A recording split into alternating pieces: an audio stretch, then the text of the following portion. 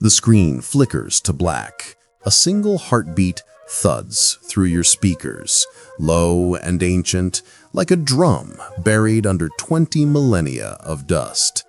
Then the voice drops in, velvet and urgent, the kind that makes you lean closer to your phone at 2 a.m. For 20,000 years, humanity was silent, not dead, not gone, just listening. And then, one night in 2247, a ghost ship older than every empire we've ever built slid out of the dark between stars, trailing frost and forgotten songs. This is the story of the Aurora Eternal and the message it carried that rewrote the galaxy. Static crackles. A child's lullaby, warped by cosmic radiation, fades into the hum of a reactor that should have died with the pyramids. Out on the edge of the Procyon Rift, the Iron Magdalene was running on fumes and bad decisions. Captain Marisol Vega had one job: strip mine asteroid 47 Kappa for rare earths, cash the bonus, and vanish into the pleasure domes of New Marrakesh before the guild auditors noticed her forged manifests. She was good at vanishing. Had been since the orphanage on Luna taught her that rules were just suggestions with paperwork. But the Magdalene's sensors didn't care about her plans. They screamed.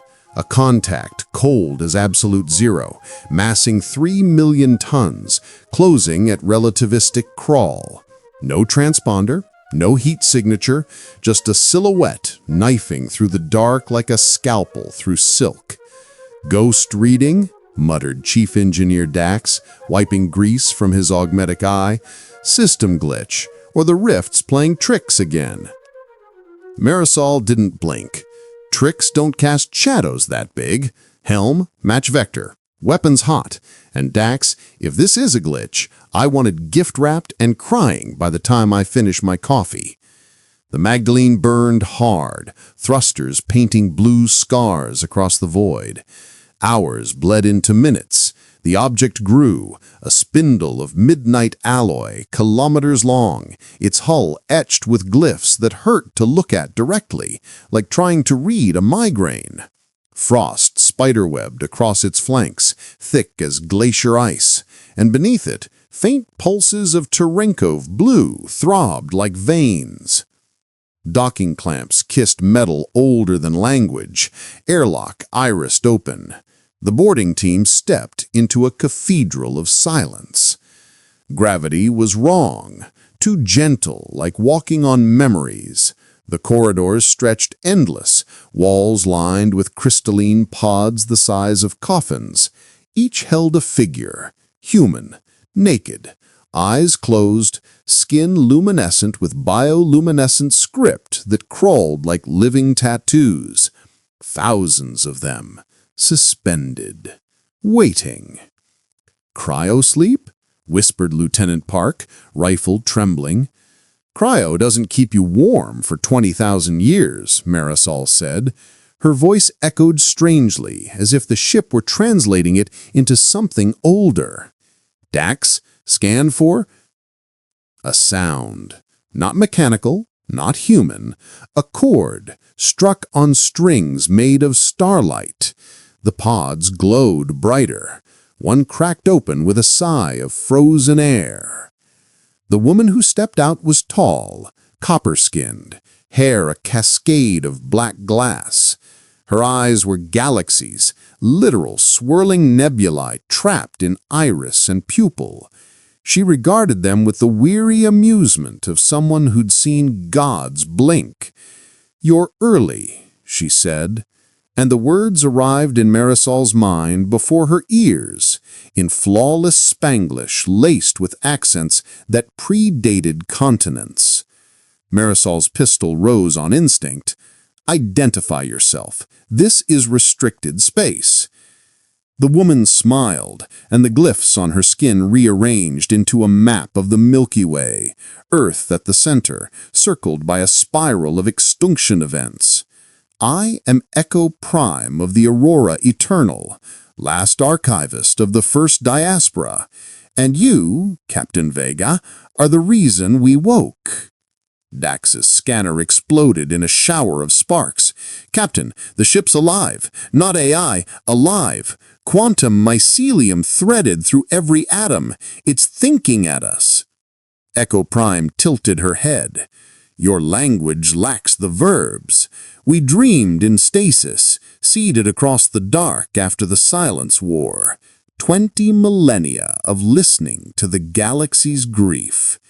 We heard your wars, your plagues, your children asking why the stars never answer. Then we heard something new, a song, from Earth, from you." Marisol's throat dried. "We didn't send anything." "You did." Echo Prime raised a hand. Holographs bloomed. A grainy video, time-stamped 2246. A girl on a rooftop in flooded Miami, playing a battered violin as drones circled. The melody was simple, haunting. Clair de Lune, but slowed, stretched, braided with static and hope. Billions had watched it before the nets crashed. Marisol remembered crying in a bar on Titan, drunk on synthetic rum, whispering, "Someone still gives a damn." "That song crossed light years," Echo Prime said. "It matched a harmonic key encoded in our hull, the Wake Protocol, proof the species hadn't forgotten how to feel. So we came home." Park's voice cracked. "Home?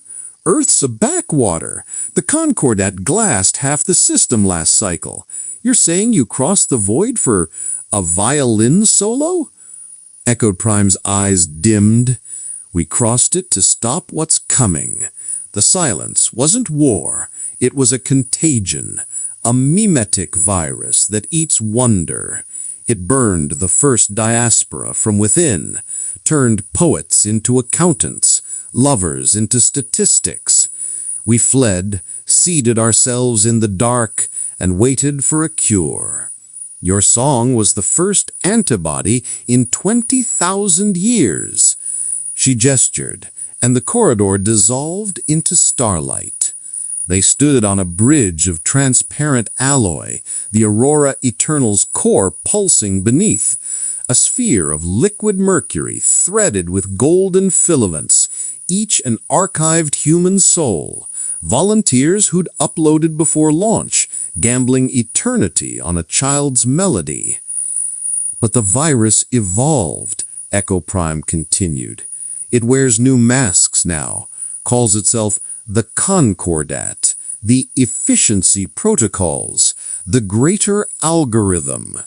It's why your worlds sterilize art, why your children are born with compliance implants, why beauty is a resource to be rationed."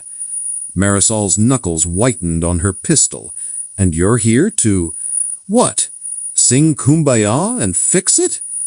Echo Prime laughed, like glaciers calving. "We're here to infect them back, with wonder, with waste, with the glorious inefficiency of being alive." She touched Marisol's temple, and suddenly the captain saw. Fleets of ghost ships hidden in nebulae, waking up one by one. Artists on 1,000 worlds dreaming the same melody. A revolution measured not in bullets, but in brushstrokes and bad poetry. "But the virus evolved," Echo Prime whispered. "It needs a carrier, someone fluent in both languages, human and machine. Someone who's lied to empires and loved despite them. Someone like you, Captain Vega. The Aurora can make you a conduit, link your mind to every pod, every soul, broadcast the cure across the Concordat's networks. One push, and the virus starves." Marisol stared at the sphere, at the faces flickering within, smiling, weeping, defiant.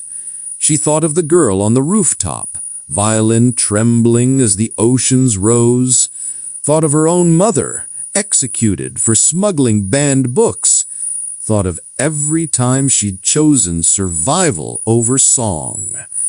"What happens to me?" she asked. "You become the loudest silence the galaxy's ever heard." Dax grabbed her arm. "Captain, this is insane. We don't even know if—" Alarm shrieked. The Magdalene's comms exploded with Concordat override codes. Through the viewport, Black Arrow dreadnoughts unfolded from hyperspace, their prows inscribed with the efficiency sigil, a circle bisected by a straight line, erasing curves. "They followed your wake," Echo Prime said calmly. "They always do. Decide quickly, Marisol Captain. looked at her crew. Door number Park, 1, barely surrender, 20, dissect his the rifle Aurora, like a prayer. weaponize wonder. Dax, Door old number enough 2, to remember when stars were free. The miners behind them, faces hardened by vacuum and debt, but eyes wide with something dangerous. Hope. She holstered her pistol. "Open the sphere," she said. Echo Prime smiled like sunrise. The mercury parted. Filaments reached out, hungry and gentle. As Marisol stepped forward, the Aurora Eternal began to sing, not with voices, but with every forbidden frequency the Concordat had outlawed. Jazz from drowned New Orleans, glitch poetry from Martian squats, a child's laughter echoing in vacuum. The dreadnoughts hesitated, their targeting arrays stuttering as alien harmonies flooded their logic cores. Inside the sphere, Marisol felt her edges dissolve.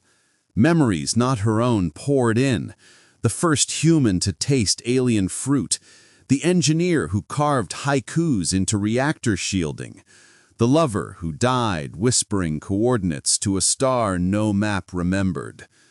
She became a chorus, a weapon, a lullaby with teeth. And somewhere, in a flooded city on a half-forgotten world, a girl with a violin looked up as the sky filled with light, not the cold glare of orbital bombardment, but something warmer, something that sounded like home.